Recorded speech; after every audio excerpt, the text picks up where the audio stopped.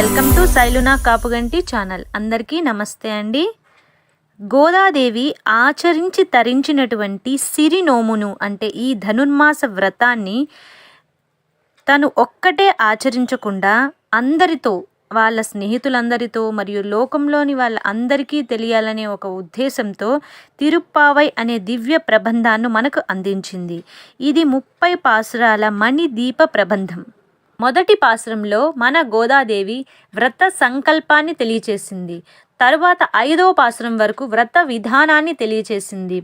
6వ పాసురం నుండి ఆ వ్రతానికి రానటువంటి 10 మంది గోపబాలికలని ఒక్కొక్కరిని నిద్రలేపుతూ వాళ్ళ యొక్క గృహానికి వెళ్ళి తన గోష్ఠితో సహా వెళ్ళి ఒక్కొక్కరిని ఏ విధంగా నిద్ర నుండి మేల్కొల్పుతుందో మనకి తెలియచేస్తుంది. ఈరోజు 14వ పాసురం గురించి తెలుసుకుందాం. 8 మంది గోపికలని మన గోదాదేవి ముందు పాసురాలలో నిద్ర నుండి మేల్కొల్పింది. ఈరోజు 9వ గోపబాలికను ఏ విధంగా నిద్ర నుండి మేల్కొల్పుతుందో ఈ పాసురంలో మనకి తల్లి తెలియచేస్తుంది.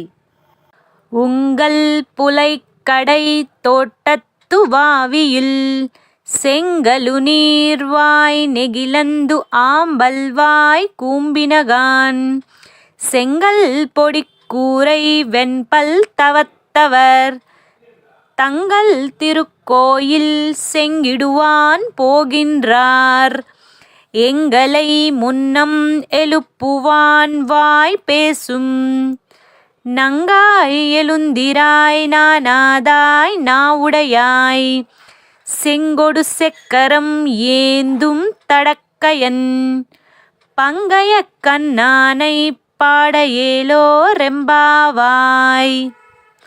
ఈ పాసురం యొక్క అర్థం ఏమిటంటే, మన ఆండాల్ తల్లి 9వ గోపిక నిద్రిస్తున్నటువంటి ఆ గోపిక దగ్గరికి వెళ్ళి ఈ విధంగా అంటుందట. ఓ బాలిక, నువ్వు వ్రతం చేయడానికి మాతో ఎందుకు రావట్లేదు? ఇంకా ఎందుకు నిద్ర లేవలేదు? రాత్రి కృష్ణయ్య మీ ఇంటికి ఏమన్నా వచ్చాడా? నువ్వు కృష్ణయ్య దాగుడు మూతలు ఆడారా ఏమిటి? అందుకే నిద్ర లేవట్లేదా? త్వరగా లేమ్మా, మనందరము వ్రతం చేయడానికి బయలుదేరుదాము. అదే జరిగి ఉంటుందిలే.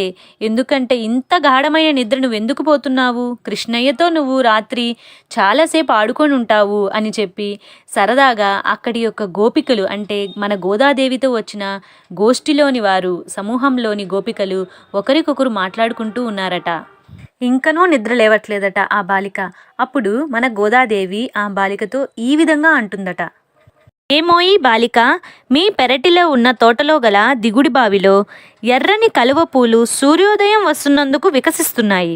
మరి నల్ల కలువ పూలేమో చంద్రుడు వెళ్ళిపోయినందుకు విరహబాధ తట్టుకోలేక ముడుచుకుపోతున్నాయి. అంతేకాక కాషాయ వస్త్రములు ధరించి స్వచ్ఛమైన ప్రకాశం కలిగినటువంటి తపస్సాలురు, సన్యాసులు మరియు పూజారులు తమ యొక్క ఆలయముల తలుపులు యొక్క తాళాలు తెరుచుటకు వెలుచున్నారు.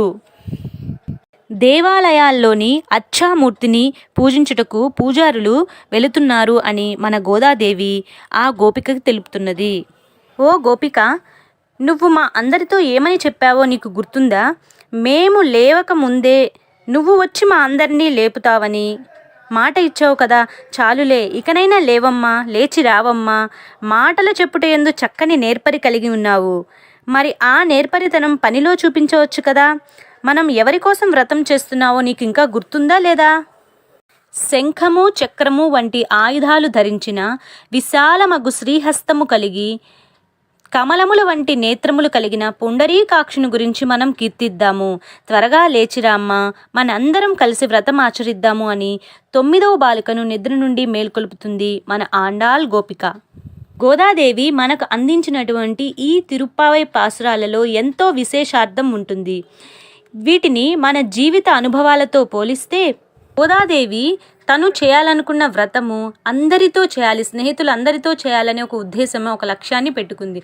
ఆ వ్రతానికి రానటువంటి 10 మంది గోపికలని మేల్కొల్పటానికి, నిద్ర నుండి మేల్కొల్పటానికి తన గోష్ఠితో సహా వెళ్ళి ప్రతి ఒక్క ఇంటికి వెళ్ళి తను మంచుని సైతం లెక్క చేయక బురదలో కూడా నడుచుకుంటా వెళ్ళి ఆ మాట ఈ మాట చెప్పి వాళ్ళని చిన్నగా లేపుకొని ఈ వ్రతానికి తీసుకొని వచ్చింది. అంటే తను ఆ లక్ష్యాన్ని చేరుకోవటానికి ఎంత కష్టమైనా పడాలి, ఎంత కష్టమైనా అనుభవించి ఆ లక్ష్యాన్ని చేరుకోవాలి అని చెప్పి ఒక మంచి విషయాన్ని మనకు ఈ పాసురాల నుండి మనకి తెలియచేసింది.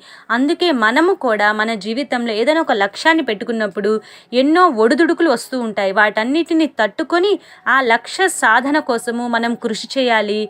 ఆటుపోటులను తట్టుకొని ఆ లక్ష్యాన్ని మనం చేరుకోవాలి అని గోదాదేవి పాసురాల నుండి మనకు తెలియచేస్తుంది. ఆ గోదా రంగనాథుల కృప మనందరికీ ఉండాలని కోరుకుంటున్నాను. Thanks for watching this video.